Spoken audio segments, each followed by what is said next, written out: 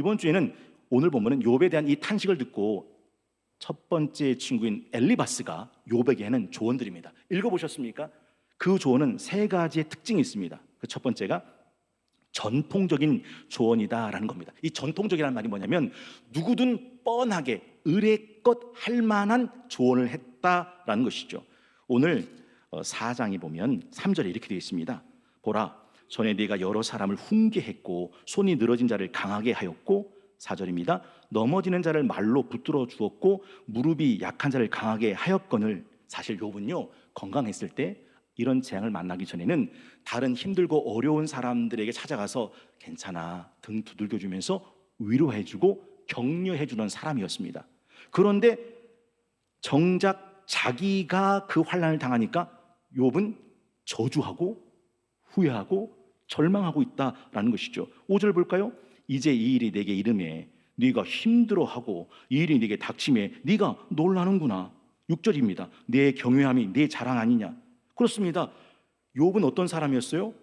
온전하고 정직하고 하나님을 경외하고 악에서 떠난 사람이었는데, 그런 네가 하나님을 저주하고 후회하고 절망하는 말을 쏟아붓고 있다는 게 이게 말이 되냐?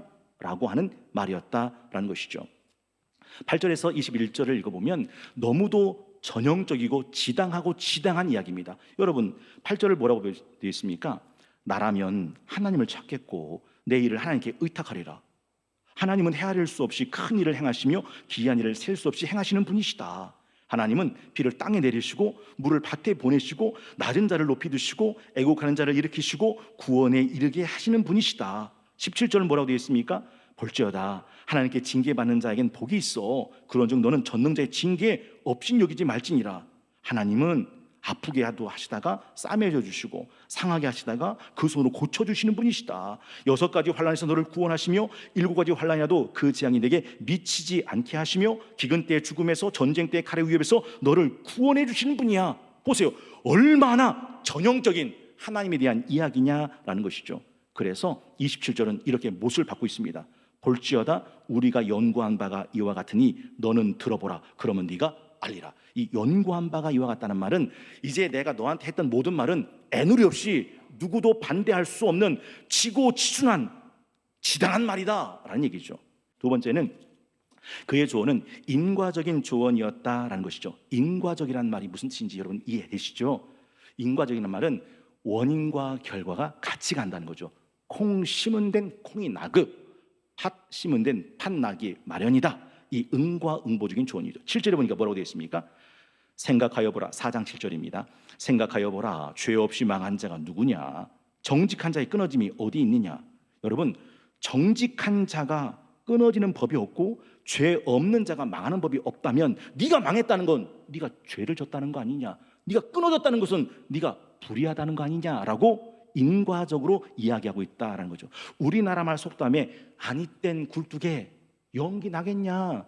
연기 나? 네 굴뚝에 연기 뗐구만 라는 얘기입니다. 그래서 9절에 보면 8절에 내가 보건대 악을 밭갈고 독을 뿌리는 자는 그대로 거둔다. 다 하나님의 입 가운데 멸망하고 그 콧김에 사라지는 법이다. 10절 보면 이렇게 있죠. 사자의 우는 소리와 젊은 사자의 소리가 그치고 어린 사자의 이가 부러진다. 이때 사자는 나쁜 놈을 말합니다.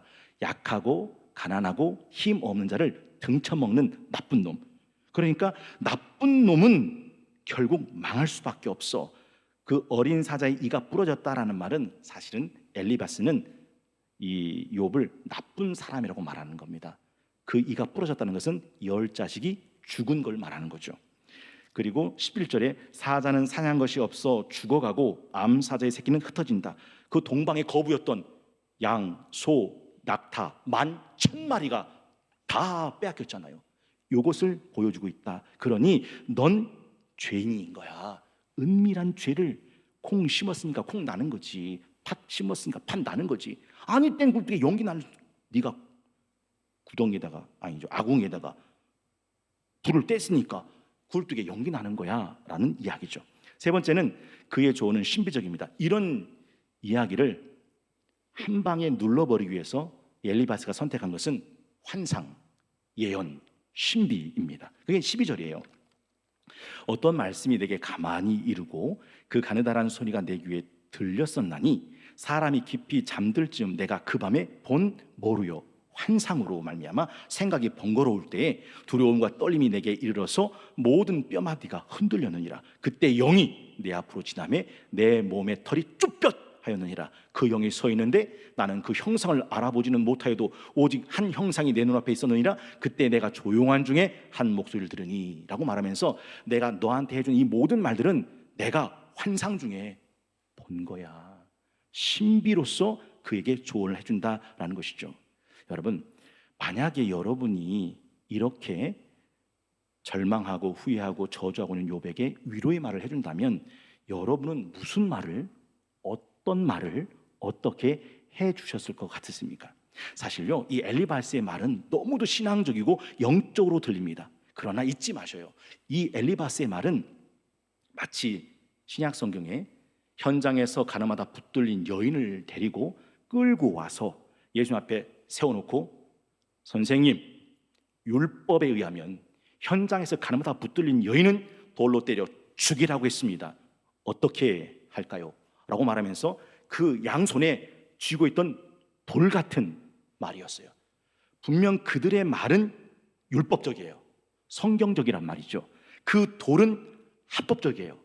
지금 엘리바스가 한 모든 말들을 한번 보시라고요. 어느 것 하나 신앙적이지 않은 말이 없고 어느 것 하나 영적이지 않은 말이 없습니다. 그런데 결국 그 말로 돌 들어 때려 죽이려고 하는 그 돌과 닮아 있었다라는 거죠. 우리나라 말 속담에 선무당이 사람 잡는다는 말이 있습니다. 사실 욥을 위로했던 엘리바스, 빌닷, 소발이 했던 모든 지혜로운 말들은 다 선무당의 말이었습니다. 왜 그랬을까요? 욥을 위로한다고 했던 말 속에 없었던 게 있기 때문입니다. 옛날에 비타 500에 뭐가 안 들었었습니까? 비타민이. 온 국민이 충격에 빠졌습니다. 비타 500에 비타민이 없는 거예요. 위로하고 있는 그 위로의 말 속에 정작 진짜 위로가 없었다라는 것이죠.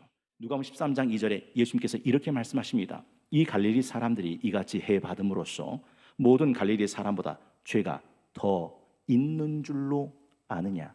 사람들은 그가 죄가 있으니까 그렇게 무지막지하게 죽은 거지라고 생각했습니다. 그러나 예수께서는 뭐라고 말씀하셨습니까? 너에게 이르노니 아니라.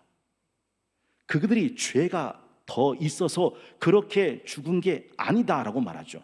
사실 그 다음에 보면 실로암 망대가 한순간에 무너져서 18명이 그 자리에서 즉사한 사건이 일어났습니다. 여러분, 일하던 망대에서 무너져서 18명이 죽었으니 여러분 생각에 어떡하다가 그랬어?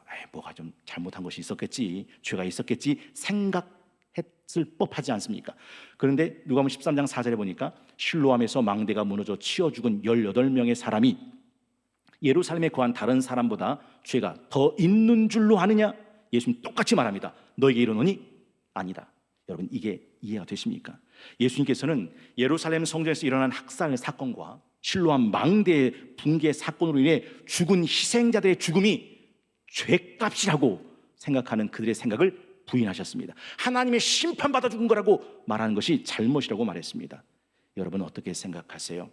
그건 죄값도 아니고 하나님의 뜻도 아닙니다. 얼마나 많은 사람들이 죄값, 하나님의 뜻이라는 이름으로 그렇게 희생자를 희생자로 보지 않고 죄인이라고 낙인을 찍어 버린지 모릅니다. 이게 믿음이라면 이건 진짜 무서운 믿음이다 하는 거죠. 사람들은 예측하지 못하는 사고와 재앙으로 죽습니다. 사실 언제 무슨 일이 생길지 우리는 아무도 모릅니다. 무고하게 희생을 당하는 것입니다. 사고로 뜻하지 않게 죽음을 맞을 수도 있습니다.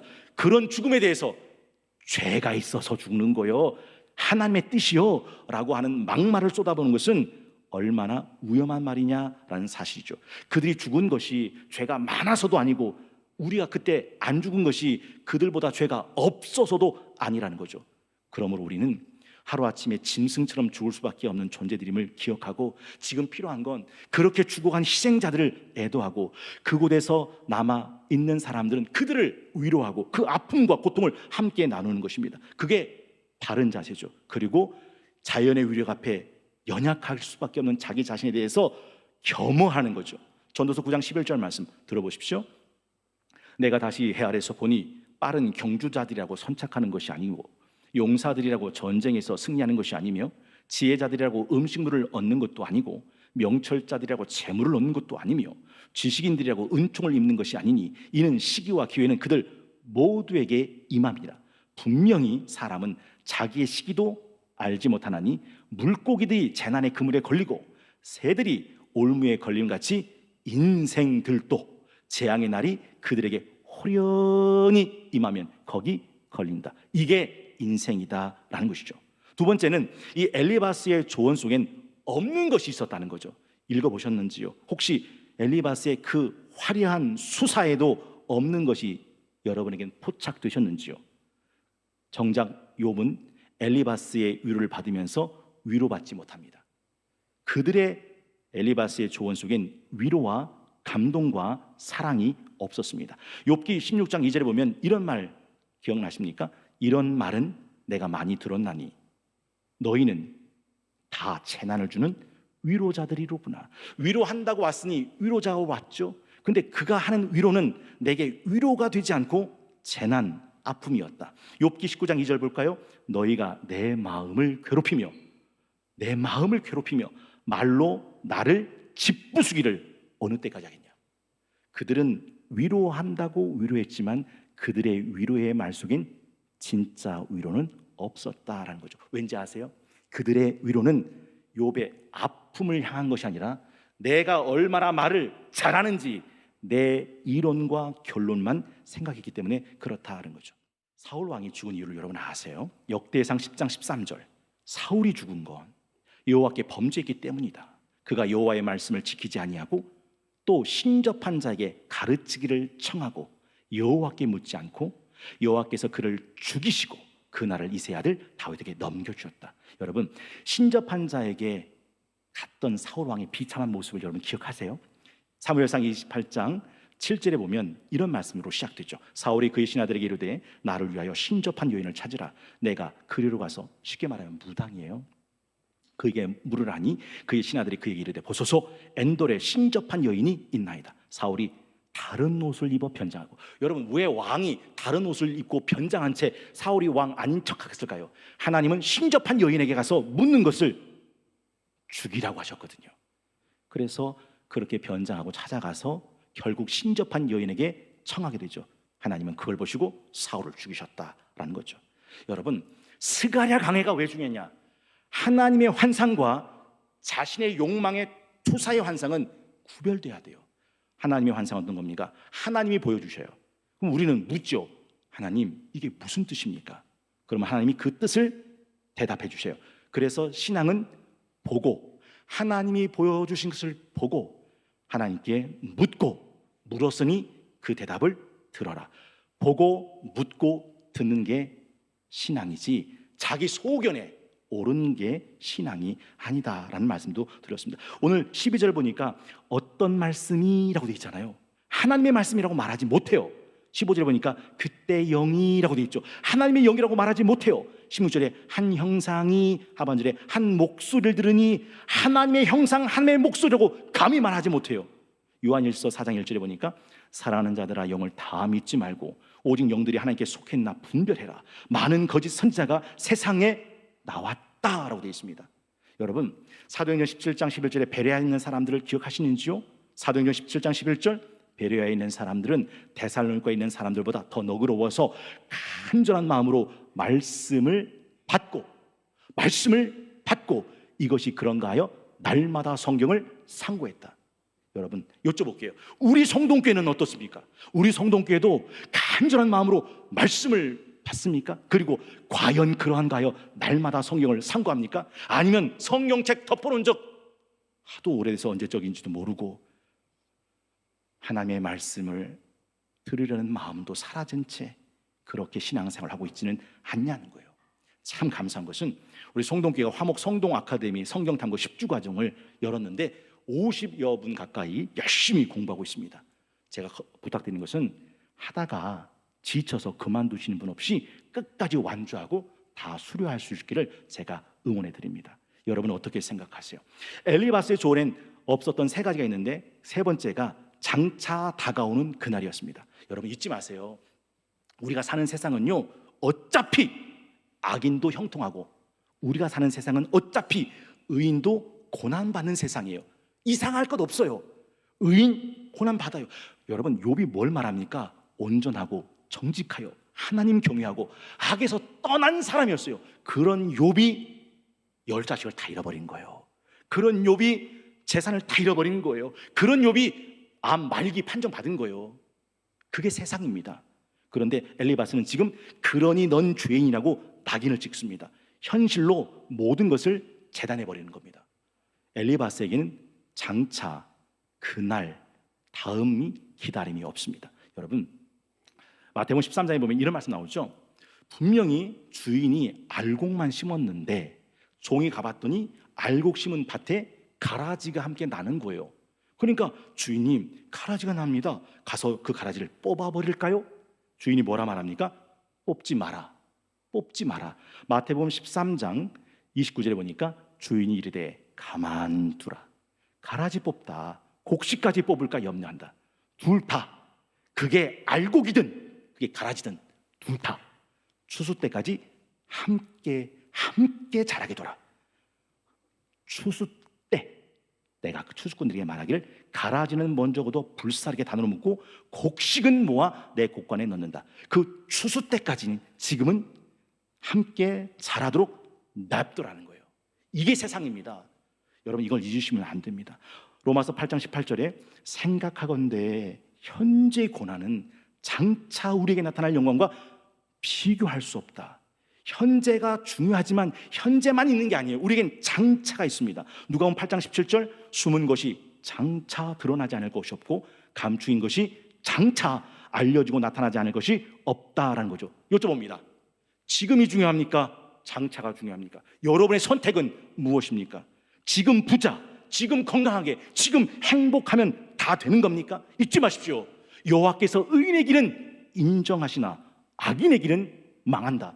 장차 망한다. 지금 괜찮다고 그래서 괜찮은 것이 아니에요. 지금 어렵다고 그래서 어려운 것만은 아니에요. 왜요? 지금만 있는 게 아니라 우리에겐 장차가 있으니까. 엘리바스는 이 장차를 말하지 않아요. 현실로 모든 걸 재단한다는 거죠. 한번 따라해 보겠습니다. 지금 괜찮다고 괜찮은 것이 아닙니다. 지금 어렵다고 어려운 것이 아닙니다. 왜요? 우리에겐 장차가 있으니까. 여러분에게도 이 장차가 있습니까? 약속된 희망찬 미래, 그 장차가 여러분에게도 있으시냐라는 사실이죠. 베드로는 예수님을 처음 만났을 때 이름은 시몬이었습니다. 예수님 말씀하시죠. 시몬아, 네가 지금은 시몬이나 장차 게바가 되리라. 시몬은 짱돌이란 뜻이고 게바는 페트라, 반석이란 뜻입니다. 지금은 짱돌, 초라해. 그러나 지금이 전부가 아니라는 얘기예요. 넌 장차 게바, 반석이 된다라는 사실이죠. 또한 엘리바스의 조언은 화려했고 굉장히 신학적이었지만 잊지 마십시오. 하나님의 인정도 없었습니다. 욥기 42장 7절에 보니까 여호와께서 욥에게 이 말씀하신 후에 여호와께서 대만 사람 엘리바스에게 이르시되 내가 너와 네 두 친구에게 놓아노니 이는 너희가 나를 가리켜 말한 것이 내 종 욥의 말같이 옳지 못함이라. 지금 엘리바스의 말에 손을 들어주지 않으셨어요. 욥의 말에 손을 들어줬어요. 여러분, 욥기 5장에 욥이 했던 하나님에 대한 진술 중에 이거 잘못됐다 하는 진술이 있으면 말씀해 보십시오. 나라면 하나님을 찾겠고 8절입니다. 내 일을 하나님께 의탁하리라. 여러분, 이게 잘못됐습니까? 하나님은 헤아릴 수 없이 큰 일을 행하시고 기이한 일을 셀 수 없이 행하시는 분이시다. 이게 잘못됐습니까? 17절 볼지어다 하나님께 징계받는 자에겐 복이 있나니 그런즉 너는 전능자의 징계를 없이 여기지 말지니라. 여러분, 이게 잘못됐습니까? 하나님은 아프게 하시다가도 싸매시고 상하게 하시다가도 그의 손으로 고치신다. 여러분, 이 진술이 잘못됐습니까? 아니에요. 그런데 하나님은 이 엘리바스의 이 말을 인정하지 않아요. 그 위로는 하나님께 인정받는 위로가 아니었다라는 사실이죠. 여러분은 어떻게 생각을 하세요? 왜 이런 말을 하고 난 뒤에도 여전히 엘리바스는 하나님께 인정받지 못했을까? 잊지 마십시오. 엘리바스의 말 속엔 복음이 없었어요. 여러분, 4장 7절에 보면 이렇게 돼 있죠. 엘리바스는 자신만만하게 외칩니다. 생각해 봐라. 죄 없이 망한 자가 누구냐? 죄 없이 망하는 자는 없어. 생각해 봐라. 정직한 자의 끊어짐이 어디 있는가? 정직한 자는 끊어지지 않아. 왠지 아니? 하나님은 공의로우시고 공의로우신 하나님이 세상을 통치하시기 때문이야 라는 결론입니다. 근데 한번 여쭤볼게요. 정말로 죄 없는데 망한 자가 없습니까?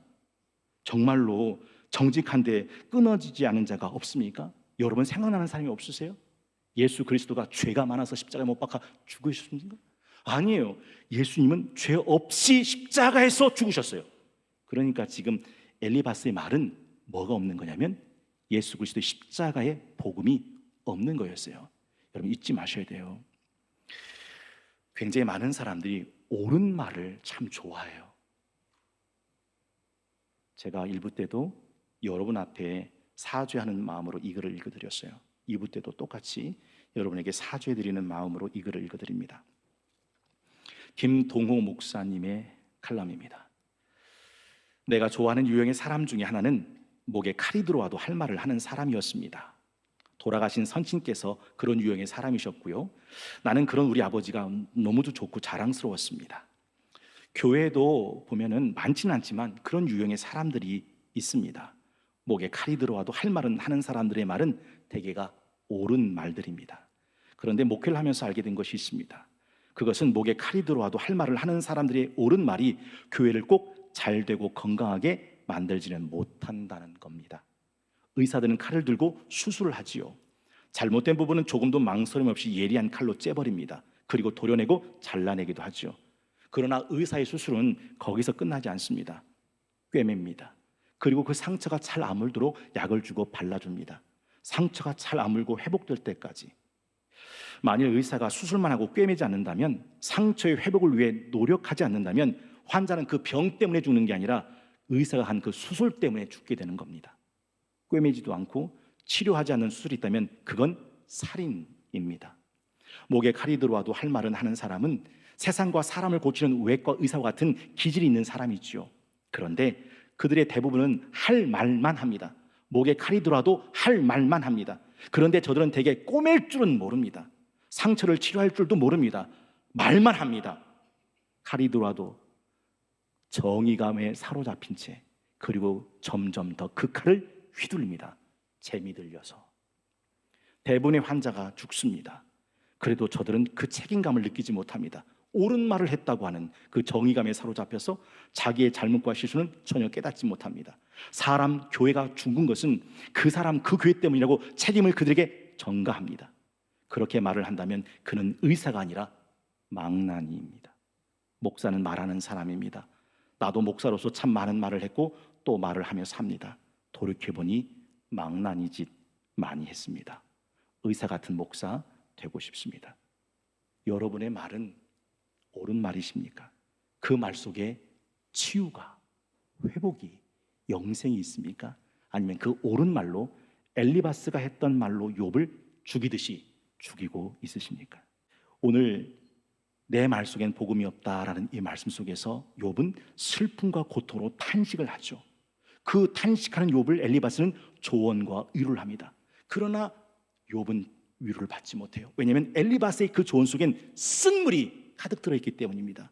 욥의 아픔만을 줄 뿐입니다. 기억나십니까? 마라의 쓴물을 마실 수가 없었을 때 모세가 하나님께 기도하죠. 하나님, 어떻게 합니까? 하나님께서 나뭇가지 하나를 보여주십니다. 그 나뭇가지를 마라의 쓴물에 넣으라 말씀하시죠. 모세는 그 말씀대로 나뭇가지 하나를 마라의 쓴물에 넣으니 쓴물이 사라졌다라는 말씀을 우린 기억합니다. 여러분, 잠언 25장 11절에 경우에 합당한 말은 아로 새긴 은 쟁반의 금 사과다라는 말씀을 기억하시는지요? 경우에 합당한 말이 아로 새긴 은 쟁반의 금 사과랍니다. 이사야 50장 4절도 이렇게 되어 있습니다. 주 여호와께서 학자들의 혀를 내게 주셔서 나로 곤고한 자를 말로 어떻게 도와줄 줄 알게 하시고 아침마다 깨우치시되 나의 귀를 깨우치사 학자들 같이 알아듣게 하시도다. 여러분, 어떻게 이게 가능할 수 있을까요? 방법은 하나밖에 없어요. 내 말에 십자가를 세우고 내 말에 복음을 담는 방법, 이것 외엔 이것이 가능하지 않는다라는 것이죠. 여러분은 어떠세요? 여러분의 입에서 나오는 말들이 복음이 담겨 있나요? 네, 그 말로 누군가는 치유받고 누군가는 회복되고 누군가는 생명을 얻습니까? 아니면 내가 옳다 말하는 그 말로 누군가는 지금 죽어가고 있습니까?